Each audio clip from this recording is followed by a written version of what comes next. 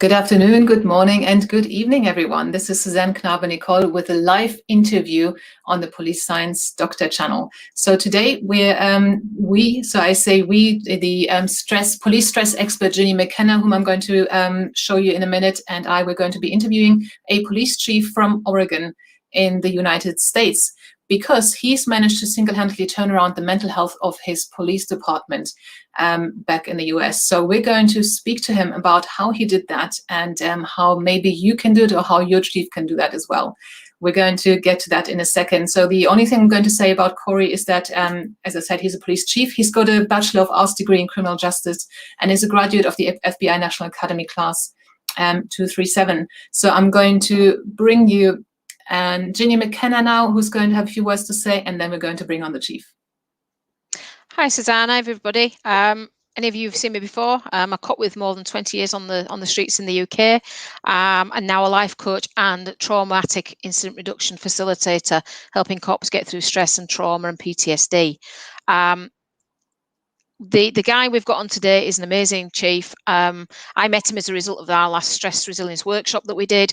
I got chatting to him and realised that this guy's really got his finger on the pulse and he's doing some amazing things. And I'm sure once you listen to what he has to say today, you'll be just as impressed as I was that he's out there looking after the physical and mental well-being of both his police officers and staff. Susanne.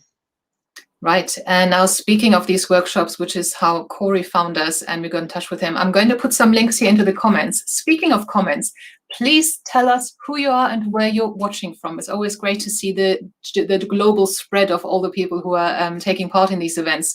So what I've put into the comments where you're watching this just now is the replay of the Stress Resilience Workshop series. It's a series of 3 workshops that Ginny and I did together. And each workshop, you actually learned a skill from Ginny on how to increase your resilience to stress, how to cope with trauma and anxiety. So it's really worth watching those.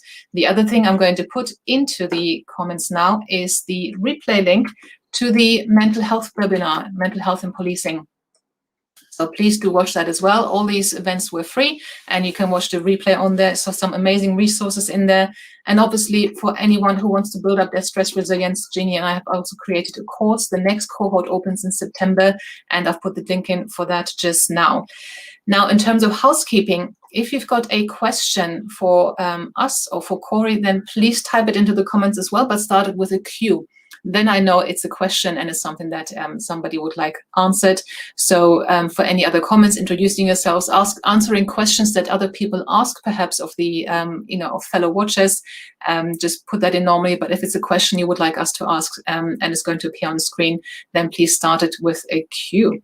Now, without further ado, I would like to bring on Chief of Police Cory Darling. Hello, and thank you for joining us today, Cory. Hi, everyone. Thank you for inviting me here. It's a pleasure for me to be here, and I've seen what you guys are doing, and it's amazing work. And I'm glad to be here. Thank you so much. Well, thank you. Could you please tell us a little bit about yourself and about your police department?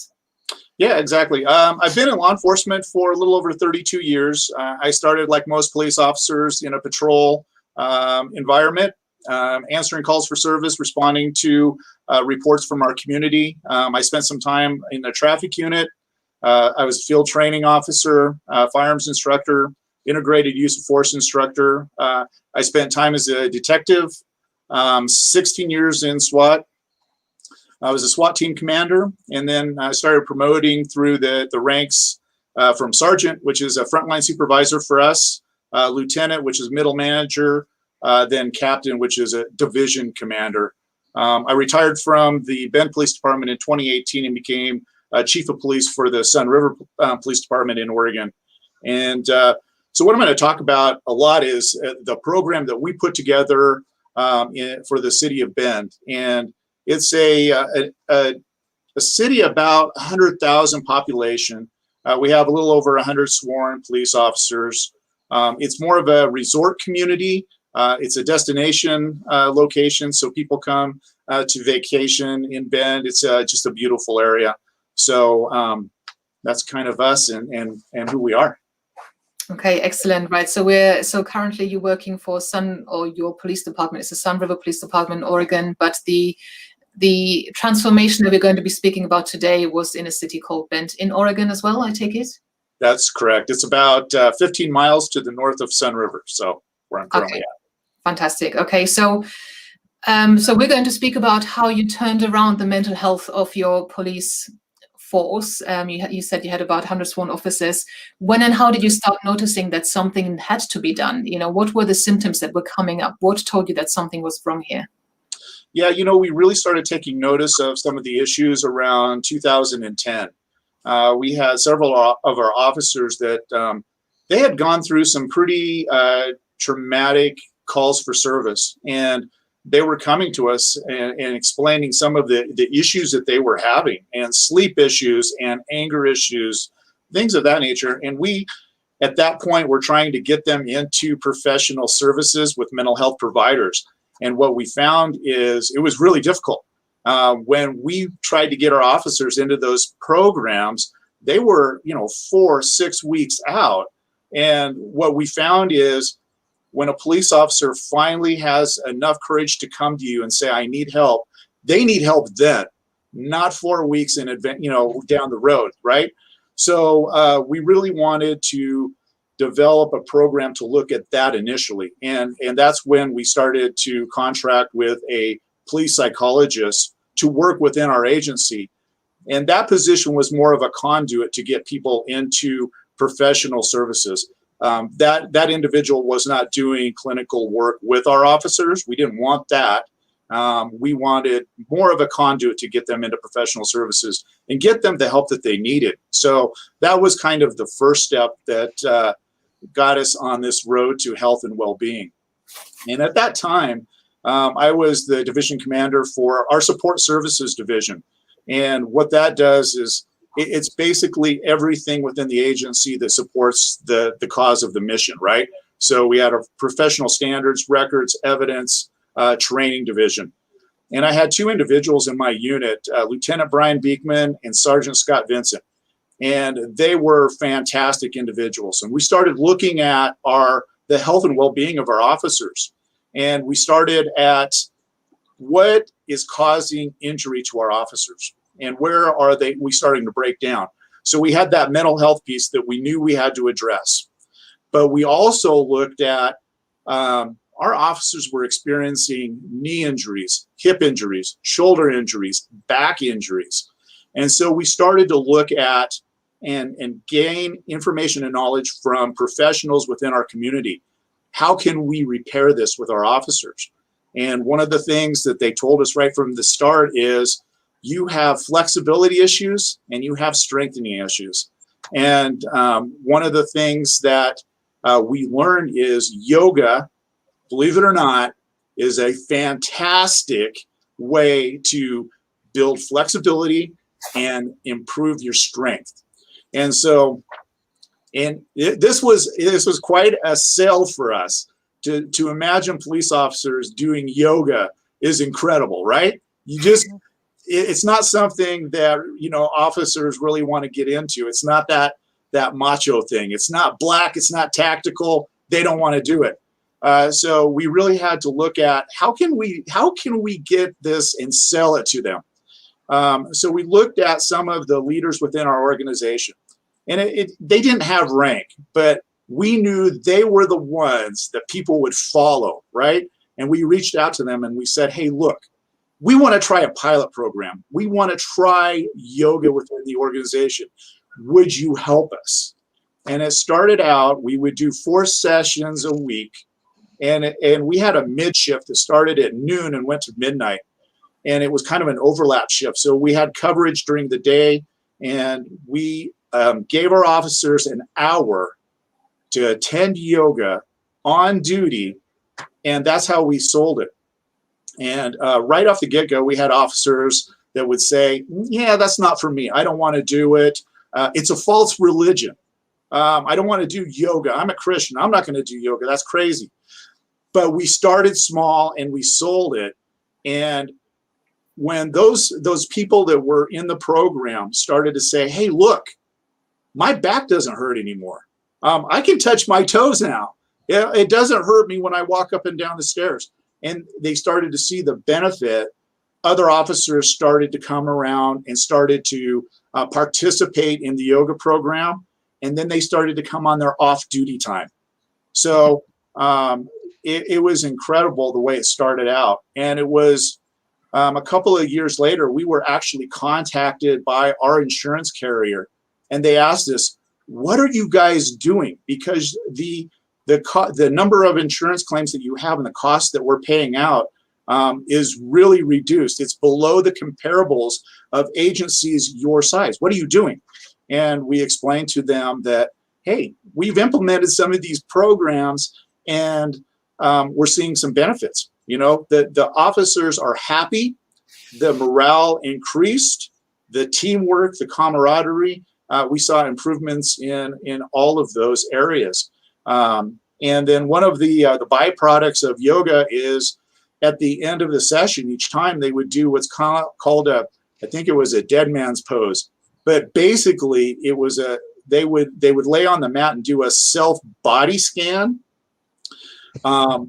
which they were practicing mindfulness. They didn't know that they were practicing mindfulness, so we were able to implement that later down the road as well. So it was a great sell all around. Sorry, as a former officer, Cory, I have to say, and I'll put my hand up as being one of those people who would have said this is totally woo-woo, totally not something I'm going to get involved in. I'm a cop. I don't do stuff like that. And I could probably name you, oh God, hundreds of cops who are still serving who would look at that and say, if you think I'm going to do a downward-facing dog or some other, that's the only one I know, actually, the only position I've heard of. But if they were you to give them that, they'd be like, there's no way I'm doing that. Right. No way. Exactly. You know, and I'm an old school cop as well. You know, I was on the SWAT team for 16 years. I didn't buy into it at the very beginning either. But once I got into it and I saw the benefits, and I was sold. You know, I'm a true believer now. See, I'd like to know, we've got a question from the audience. We'll ask it in a second. I'd like to know, how did you select those, you know, let's say the queen bees, that if they went somewhere, people would follow? Were they the, you know, the macho guys, the charismatic people? Were they people who were already sold to the concept of looking after yourself? Or, you know, what were your criteria? Yeah, so anytime that you're going to implement a new program, you've got those early adopters, right? Yep. Those people that are progressive, you throw something new at them, they're going to grab it and run with it, right? Those are the people that we really looked at and we targeted. And one of the benefits that we had is, hey, we're going to allow you to do this on duty for an hour. And you've got your choice. You can go out there and shag calls and work, or you can try to do this yoga program with us. Which would you rather do? And they said, well, hey, we'll give yoga a try. You know, it can't be that hard, right? So. Right. So it's just 1 hour a week, was it? And we had 4 sessions per week, and right. It was 1 hour per session. And that's how we started it, and then grew from there. Okay, fantastic. So we've got a question here from Claire. She's a UK police officer from Hertfordshire, a negotiator and investigator. How many female officers did they have? And do they have female-specific body armor or equipment? Right. So let's see. At Benby Police Department, I think we had 10 or 11 female police officers. And when we talk about specific body armor, we went to what's called an external vest carrier, which is, we used to wear the vest underneath our uniforms, and the external vest carrier goes on outside like a vest. And what we found is it gave the officers the ability to put equipment on the vest, get it off of their hips, which we saw a decline in back injuries. So getting the weight off of the hips and more distributed amongst your upper body was a strong benefit for us. Yeah, Right, so with regards to that, sorry, Susanne, I was just going to say, with regards to that, I actually had a back problem myself, and eventually was able to use the outer vest, so you could carry equipment on that. But with regards to, do they have female-specific body armor? Certainly, throughout my service, I have never had body armor that actually works specifically for the female body. You just end up, you know, because of your boobs, you have to get bigger men's gear. It's not designed for women in any way, shape or form, which in itself can create problems for female officers. So I think where Claire's coming from with that. Yeah, and there are companies out there that make female-specific body armor, and we do use those companies. But with the external vest carrier, it's not as strong of an issue as it was in the past. Okay, so Ginny, the next question comes from you. Yeah, I mean, we chatted the other week there, Cory, and you told me about some of the changes in the interventions that you'd brought in, other than the yoga one, which blew my mind, and the mindfulness. What other things did you bring into the department that helped to change the physical and mental health of your officers and staff? Yeah, exactly. So unfortunately, in 2014, we had a sergeant within our police department. He was 43 years of age. He was in great shape. He had a massive heart attack on duty and died. And so we wanted to know, from a holistic standpoint, what's going on with our officers, because we know that when you first get into the profession, you are physically fit because we test for that. You're mentally sound because we send you to our psychologist. We do a comprehensive background investigation. So what happens from when we start in this agents or in law enforcement, and then 15 years in our career, we're starting to have mental health issues. We're having coronary issues. We're having sleep issues. We're diet issues. What's going on? Why are we doing this? So we looked at a comprehensive wellness program that included a diet and nutrition evaluation. We did sleep evaluations where they would have a take-home unit, and it would look at how they're sleeping. Their deep sleep, their REM sleep, all of that. And then it would give feedback, would be evaluated by a doctor. And if there was some significant issues, they would go in for further treatment. And then they would be able to hopefully come up with something that would help them with their sleep. Functional fitness was something that we looked at because of all of the injuries that we were having. We wanted to know what could we do from a strength standpoint. So we took them to a physical therapist, and they looked at it from a symmetric issue. So they went through 13 different movements, and they could determine if your right side was symmetric with your left side. Because if you have a strong right side, a weak left side, or a knee or an ankle, whatever, you overcompensate for it, which makes you prone for injury. And so we went through that. They identified specific issues for our officers and then gave them specific exercises that they could do to improve those different areas that would make them more symmetric and less prone to injury. So with yoga, with the strength evaluation and the strengthening programs that we provided, it really improved that piece for them. And then we looked at cardiac screening, which consisted of a lipid panel and then a CT scan of the actual heart, which we were able to identify in some officers some early onset of cardiac problems that they were able to put programs in place to correct that so they wouldn't have that massive heart attack down the road years later. So trying to put a holistic approach to the wellness of our officers. And then another thing that we looked at that was very useful was in yoga, we started to go down that mindfulness road. And so we wanted them to be in a good state of mind when they go home to their families. So at the end of their shift, we took them through a 10-minute guided mindfulness activity. And it's really easy to do because we had an application that you all put on your phones, which it was called Headspace, that would give you that self-guided meditation. So at the end of their shift, before they go home to their families, they could calm down from the events of the day and go home in a much better mindset and have a better interaction with the family when they got home from work.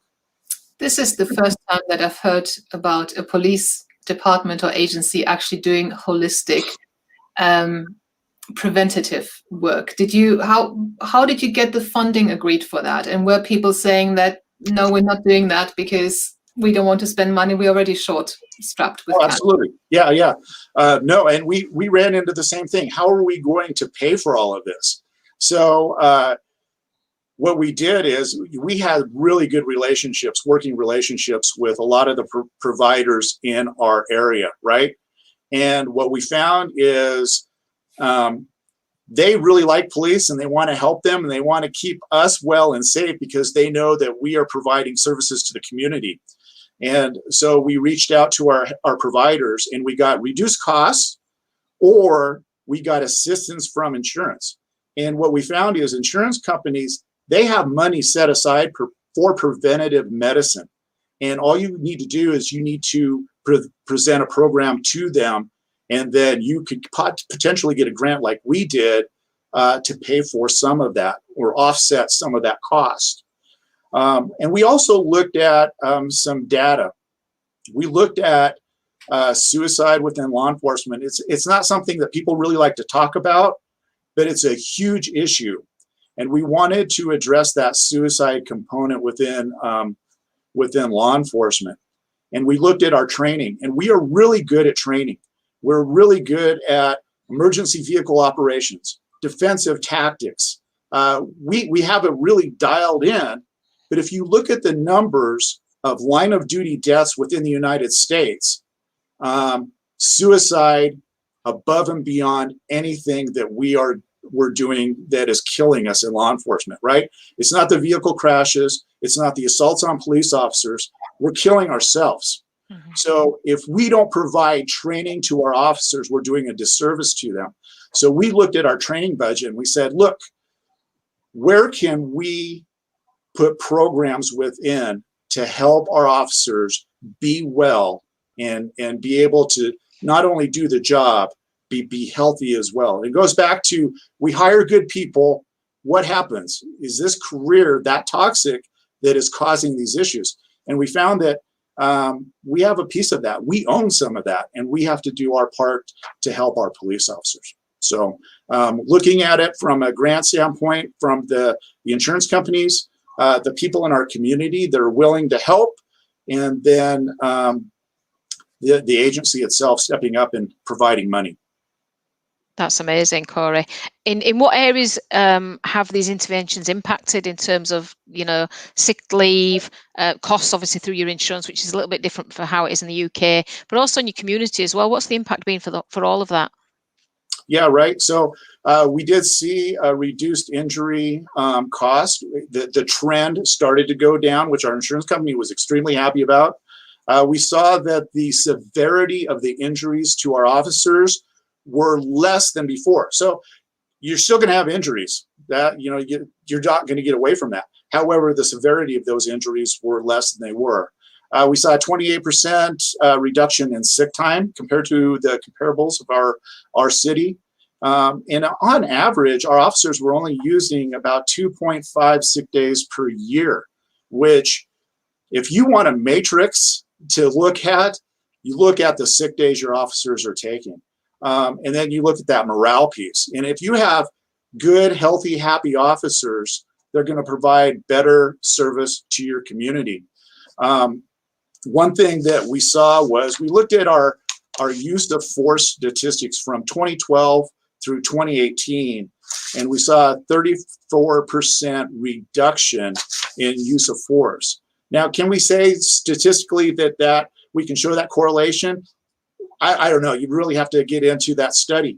But we're seeing that our officers are using less force on the street, which I think that we're providing well-being to our officers, and in turn, they're providing a better service to our community. That's brilliant. And what is the feedback from your officers and community, Cory? How are they addressing what's happening now? How do they feel about it all? Yeah, so like that morale piece, our officers felt better. They had clearer minds, and we received these comments from them, and they enjoyed work more. And the yoga piece and the functional fitness training that they did gave them more of a team environment, and they felt really connected to each other, which I think was extremely beneficial. And then right now, it's really important for us in the United States to recruit new officers. We're going through a difficult time in the United States right now. And one of the things that we found is our recruiting efforts really improved because people wanted to come to work for us because of our wellness program. They wanted to work for an agency that would look after them and take care of them when they went out on the street, and they wanted to feel that peace and connection to the department. So from that standpoint, we're getting a lot of positive feedback. Well, to be honest with you, Cory, just having that chat with you the other week there, if I'd have been 20 years younger, I might have been moving across to Oregon and applying to join Sunriver, because it made me want to be a cop again. Because, you know, for me, what you're doing is the right way to do it. You're supporting your officers and your staff, and then they can go out there and do the job that they absolutely love. So, you know, you get my vote every day, and I genuinely appreciate what you're doing for law enforcement officers and staff. Oh, thank you. Thank you so much. You know, one of the things that we say in our profession is, you know, our people are our #1 asset, and we need to take care of them. So from an administrative standpoint, from a chief of police, I've got to put up. I've got to make that commitment to actually take care of my people. And we've decided that's what we're going to do, and it's been really beneficial to us. Brilliant. Got some more questions from the audience here. So we've got Dr. Musad Al-Najjar. He's a psychologist, but he's a former police officer in Kuwait. He's asking, do you also include the officer's family in the treatment or in your consultation? Yeah, we implemented a program specifically for our spouses, right? Because we wanted our spouses educated on the police culture. Because who's going to identify problems with the officer first? And that's going to be the family, right? They're going to see the changes in the officer. They're going to see the problems at home. And if they have the education and background to identify that, they can let us know, and we can intervene in the process. But also, our families needed to have that network. So they have somebody to talk to about what's going on within their own families, right? Hey, this is a culture. Policing is a culture. And they really needed to have that networking system. So we would have barbecues, we would have like river rafting outings, get-togethers, sporting type things where we go mountain biking or what have you, just to bring the family units together. And then when we would bring somebody in from the outside, a new hire, the families would step up, bring them in, introduce them to the schools, tell them, you know, the best healthcare, et cetera. All of those things that when you move into a new city that you need to know. So it really began to build that. We are a family. It's a family unit. And then we introduced peer support as well, which I think most agencies have that, where you have identified people that go through special training that are inside your department, right? Other officers that have that training. So when you have a critical incident, you can do defusings, debriefings, things of that nature. And then when you're struggling as an officer, you have a peer that you can talk to, you can confide in, you can lean on to get through that.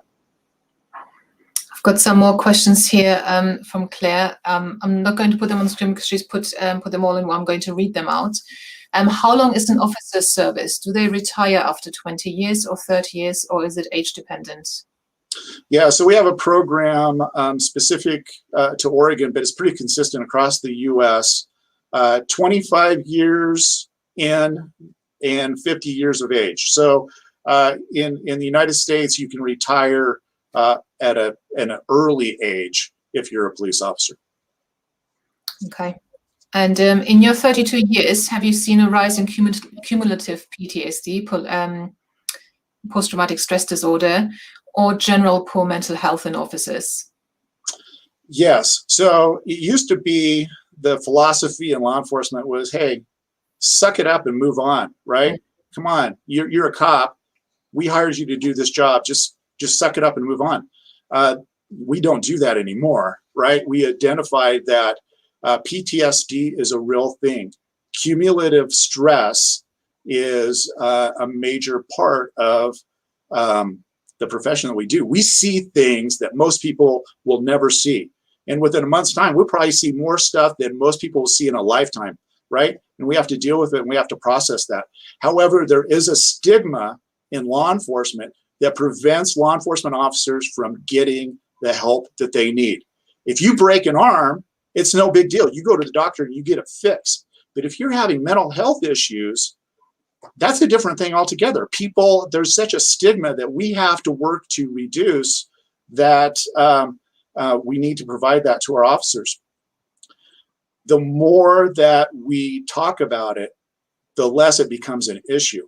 I've received mental health intervention. I have my own clinician, and I think that everybody in law enforcement should have that opportunity to see somebody on a regular, ongoing basis, just to check in, just to see how you're doing, because we don't necessarily see things happening to us because it's not acute, right? It doesn't just happen overnight. It's an ongoing thing. And in my own self, I could see myself, I was having some anger issues. I was cynical. I looked at everybody as being a bad guy, and I thought everybody was terrible. And so there was some things that were affecting me, and my sleep was terrible. And after I got into a program, I did some things. One of the things that I did was EMDR. I don't know if you're familiar with that, but it is fantastic for a law enforcement officer because they don't necessarily have to talk about their feelings and issues, but it's extremely beneficial and it works. So PTSD is a huge part of our profession, and we really have to accept that mental health piece and get help. And what you were saying there is really important in terms of you actually going through the program. So at our webinar, we had Dr. Marla Friedman from the state of Illinois. She's a police psychologist, talk about one of the programs she has called Chiefs Lead the Way, where the chief of the department goes to and goes and has a mental health checkup, comes back to work and says, "I've had it. It was good. I want you all to go." And that gives, in terms of stigma, well, you can't have a stigma anymore because you have to go. The chief said so. And also, it's not uncool. The chief's been, So I think it's so important to actually have this come from the top down if you want to change the police culture. So I think it's really good that you did that. Yeah, I mean, we have to lead the way, right? And if it's something that important, and I feel that it really is extremely important, we have to be part of the solution, not part of the problem. Absolutely. And I also think something you said there, Cory, about a regular checkup. Let's do it before we get to crisis stage. Oh, yeah. Absolutely. Having that facility to talk through things, process things, get them out of your head before it gets to a point where you can't cope anymore. I think that's a brilliant suggestion. Yeah, totally agree. Question here. Do you do debriefing or intervention after each major incident? Right. So we do diffusings and we do debriefings. And those have proven to be so successful to us. Whether it's an officer involved use of force that leads to the death of another, if it's a major car crash, child abuse, anything that is of significant issue to our officers, we'll do a diffusing or a debriefing, and highly suggest that every agency do that. And why do you think so many chiefs do not take the steps that you've taken when you've shown that, it's an initial investment, you can get some support, you can get some funding? Why do so many other police chiefs not take that step? Right. Yeah. There's two things that police officers hate. They hate the way things are, and then they hate change. So it puts you in a really bad situation, right? I think chiefs of police, when you're looking at they like stability, and they find comfort in doing the same thing and being in a routine. And they will come up with excuses that it's going to cost too much money. It's going to be too much work. We don't have the time. And what I would say is you don't have the time not to do it, because we're talking about the greatest asset that you have in your department, and that's your people. And you really need to invest in your people. If you help your people, they will do better for your community. They will provide better service. So in essence, if you're doing this for your people, you're actually doing it for the community. And that's why we're in the profession, right? Mm-hmm. We got into the profession because we wanted to help people. Well, let's help each other so we can help them. And so that's why it's really important. It's a passion of mine, and I'm here to help anybody put together any program that they would like. I don't own anything, but I can help people put programs together if they like. Thank you. I think that's really great. So you said you've actually moved to a different department. So we were talking about Bent, how that was got turned around, but you're now at Sunriver. Beautiful title. You know, I'm sure Ginny actually really secretly wants to leave rainy old Scotland and go to Sunriver Police Department because it sounds so great. But what are you doing there, and what does the future hold for that? What have you got in store for them? Yeah, so we're doing much of the same thing. We've done the programs for yoga. We've done the screening. So just doing all of the things and putting all of the pieces together for Sunriver, just like we did, Ben, because it's important that we take care of our people. It's a culture change, and we got to get away from the old mindset, the old ways that we've done things in policing in the past, and we need to move into that new era. And right now, there's a lot of police reform taking place in the States, and we have to change the way that we look at how we treat our people and the services that we provide to our community. So it's the way of the future. And how long have you been doing that already at Sunriver, and what has been the impact so far? Yeah, I've been in Sunriver for 3 years now, and we've really flipped the culture of this small agency, and I think we're in such a much better place now than we were before. So things are really improving. Mm-hmm. What message would you have for other police chiefs out there? I think, you know, the thing that I would say is you start where you are, whatever you have in place. Use what you can, and do what you can to make a difference. And like we were talking about earlier, when we talk about the wellness of our officers and all of the different components that you can put in place in a holistic view, it's huge, right? This is a huge problem. It's like trying to eat an elephant. And how do you do that is one bite at a time, one piece at a time. Start small, start with pilot programs, and grow. And that's exactly what I would say. And reach out and try to get others involved in the programs that you're trying to implement, and you will find that there are people in your communities that want to help. That's brilliant, Cory. I suspect I know the answer to the next question I'm going to ask you, but I'm going to ask you anyway. If you had a magic wand and you could make one change in law enforcement, what do you think that would be? That would be, how do we keep the officers that we hire at day one to retirement, right? We hire healthy people right from the beginning. How do we get them to be healthy throughout their career and provide services to our community until they retire, and everybody get to the end result the same way? Brilliant. And lastly, if people only took away one thing from the interview that we did with you, what would you want that one takeaway that sticks in their minds to be? Take care of your people. Take care of your people, and they will take care of your community. Absolutely. Couldn't have said better myself there, Cory. Thank you for that. I think that's a good one. I think, Cory, you did some fantastic work. And if we ever in Oregon, Ginny, I'm sure you agree, we'll come down to Sunriver and see if it's as nice as it sounds. And we'll have a look at all your healthy, thriving police officers and who are walking around with big smiles on their face and you know, just keeping the community safe and loving it. Yep. Thank you. I'd love to have you here. Oh, for sure. I'm going to visit, Cory. You may regret that. So you mentioned earlier you're happy for, you know, to signpost people. Are you happy for people to find you on LinkedIn and ask you questions if they're watching this? Absolutely.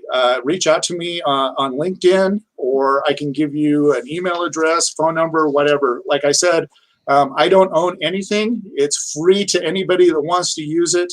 If anybody wants to contact me, I'll help them any way that I can. Fantastic. Well, thank you very much for your time today, Cory. Thank you, Ginny. I hope you guys got a lot out of it. Now, this interview is going to stay on the link that you're watching this on. So get your police chief to watch it. Get your colleagues to watch it, saying it can be done. It actually saves money. It saved so much money. The use of force dropped by 30%. I wasn't actually aware of, you know, but the insurance payouts, the sick days off, and, you know, just general mental well-being and physical well-being as well. It's really worth it. So I think it's fantastic what you've done, and, you know, get the word out there. And there are tools, there are solutions to this whole problem. We just need to implement them. So thank you very much, and have a great week, everyone. Thanks, everybody. See you later. Thank you for watching. I hope you found this content useful. You can get access to each episode's transcript with key learning points, timestamps and references if you get yourself onto my mailing list. Just go to the main website on policesciencedoctor.com, and on the bottom of each page you will find a sign-up form for notifications of new content. Just enter your first name, your preferred email address and the type of organization you work for. You will not get any spam. This is just for me to let you know about new content and for you to get access to all the transcripts.